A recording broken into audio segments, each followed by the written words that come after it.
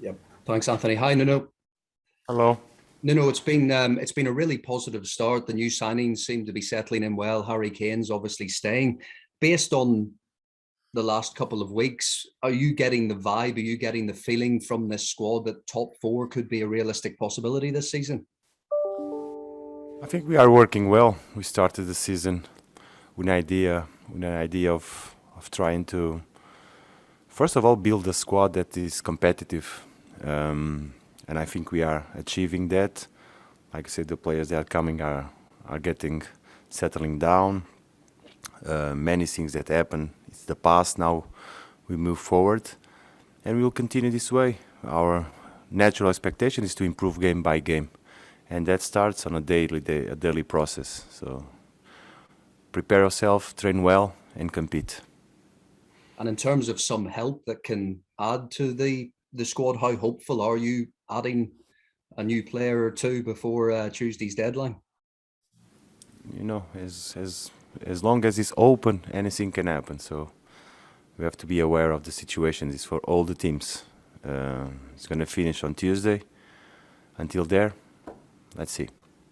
Because you seem to be making a breakthrough with some departures that may help. Sissoko on his way to Watford. What's the latest there, and why is the time right for his departure? Until the moment, Musa is a Spurs player, so nothing is done. So I don't have much to add on that. You are, of course, approaching the international break. I just wondered if a few of the players that are involved from a Tottenham perspective, so Romero, Lo Celso, Sanchez, have they all accepted that they won't be travelling to play for their countries during this international window? I think they understand the situation. I think they should, and they understand. It's natural to understand because it's not a decision from the club. It's a decision from all the clubs in the Premier League involving a situation that we cannot control. It's the government law, and we have to obey and comply as any citizen will do. And based on that, I know that it's not a pleasant situation. All the players love to play for their country. Is one of the most highlights in their careers. But they understand that due to the pandemic, they must be here and stay with us because otherwise it will be too complicated. And have they all expressed that wish, or have either of those players told you they still want to go ahead and play for their country, regardless if it means some problems coming back at the other side of the international break? I just answered that. I think they understand the situation. Yeah. Okay. Thanks, Nuno. Thank you, Paul. Thanks, Paul. Faker others, please. Hi, Nuno. Congratulations for last night. Have you got any Thank team news for us ahead of the Watford game on Sunday after that? Yeah, we did the recovering with the players that they were in the pitch yesterday. We did a good training session today, and we are preparing for the match Watford. But Joe is not with us in the group. He still has problems. Cameron the same. The rest, all of us are available. Great. On Harry Kane, he started last night, and you said now that you want to look forward and move forward this season. What conversations have you had with him about what he wants to achieve with Tottenham this season? We speak on a daily basis, like we do with all the players, and the message is, it's for everyone.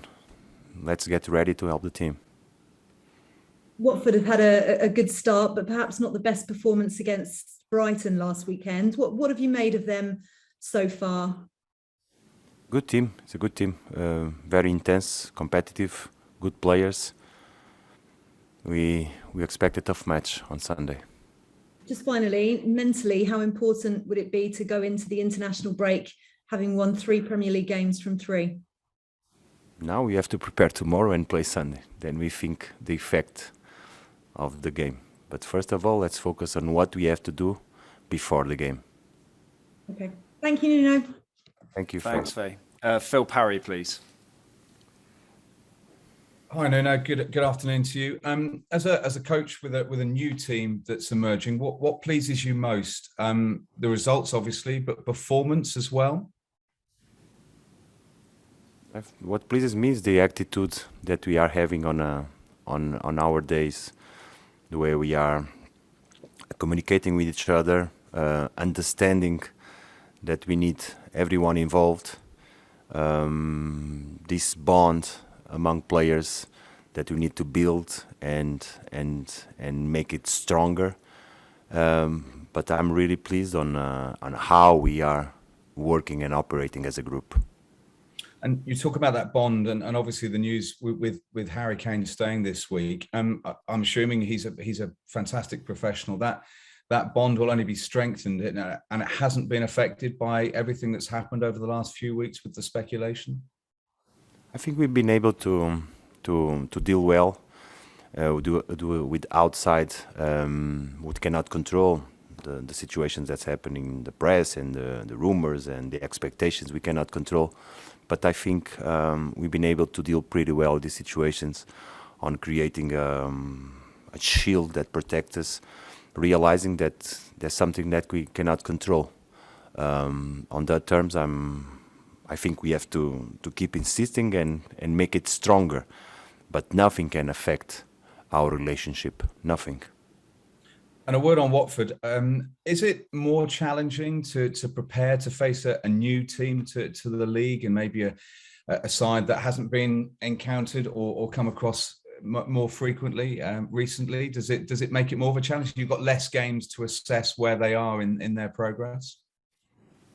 I think Watford is a club that have been able to establish themselves as a Premier League side. So it happened last season, but all of us know Watford pretty well. They've been able to keep the core of the squad.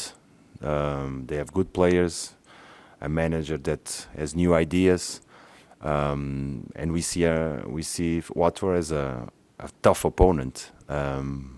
And we have a lot of material to analyze, even from the previous season in Championship. Like I say, the players are basically the same, and the attitude of the team, it's clear. They are very competitive. And just lastly for me, actually, about the stadium, I was there for the first game of the season, and the impact of having so many people in the stadium on just me or the fans was great. Did the players, have you talked about what it was like suddenly to be back in front of a full stadium, and what impact that has on performance? Of course, we mentioned, and more than speaking, we felt it. Football without fans doesn't make sense. So everybody felt the atmosphere in our beautiful stadium, the way the fans push us, even last night. So I think the players are enjoying, not only us, all football. Having fans back is the best that can happen. Brilliant. Best of luck Sunday. Thank you for your time. Thank you, Phil. Thank you. Thanks, Phil. Time for two more in this section. So Alistair Gold, please. Hello again, Nuno. Hello. I just wanted to ask, you spoke earlier there about the idea of building the squad that's competitive. Obviously, with just, 4 or 5 days left of the transfer window, how close are you to getting the balance right in the squad? As close as we can be. As close as we can be. Realizing that it's not an easy task to bring players, because we have talent, we have quality, and we consider that a player to be able to join us has to bring something different. But when I say competitive, is among ourselves, by changing some things that we think that need to be changed, by building the commitment permanently on us. This is being competitive. We don't expect to find solutions outside. I think the solutions are inside. It's us that need to be competitive. Okay, and just one quick question on the outside. Last season, Spurs had Carlos Vinicius as another striker as well as an option. Do you believe you still need one more striker just to have another option up front? What we need and what we believe, we'll keep it among ourselves. I'm so sorry to not answer that question. But of course, we speak, we see, we analyze, and then we have to decide. And like I say, it's not easy to find the right players, because we have very good players. And just one last one from me. Cameron Carter-Vickers, I mean, I think the expectation was that he was probably going to head off, whether it was on loan or a permanent move. Does his injury, is it serious enough now that he can't go anywhere? No, he's much better. He ran outside yesterday. You've been able to already be in the pitch, so he's improving a lot. And this is the only thing that concerns me, that the player is fit and healthy. Fantastic. Thanks, Nuno.